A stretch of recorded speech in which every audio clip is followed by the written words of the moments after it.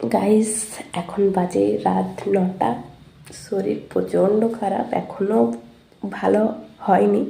গলার আওয়াজটা শুনে তোমরা বুঝতে পারছো ভয়েসটা একটু খারাপ আসতে পারে, তোমরা একটু ম্যানেজ করে নিও। তো এখন আমি শুয়েছিলাম, দিদা ডাকছে, বলছে খাবি আয় খাবি আয়, আর আমাদের রান্নাঘরটা একটু দূরে। তো চলো এখন খাওয়া দাওয়া করে আসি, আর কি খাচ্ছি দেখাবো তোমাদেরকে।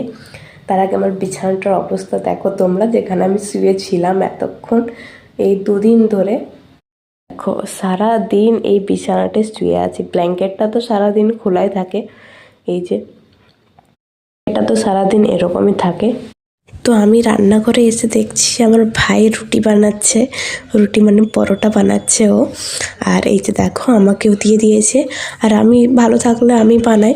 তো আজকে যেহেতু আমি ঘুমিয়েছিলাম, ওই দেখছি বানাচ্ছে এসে করে। তারপরে রুটি আর চা খেয়ে নিলাম। তারপরে এখানে হচ্ছে ওষুধ খাওয়ার পালা, যেটা আমার একদমই ভালো লাগে না। ট্যাবলেটটা তো আমি খেয়ে নিই, খুবই ভালো, কিন্তু এই যে সিরাপটা এত পরিমাণে তিতার মানে বিচ্ছিরি খেতে, একদম তিতা হলে তাও খাওয়া যায়, কিন্তু এটা তিতা প্লাস এমন খেতে না, মুখ থেকে অটোমেটিক বমি চলে আসবে। তো এই ওষুধটা তোমরা কে কে খেয়েছো জানাবে, আমার খুবই খারাপ লাগে খেতে।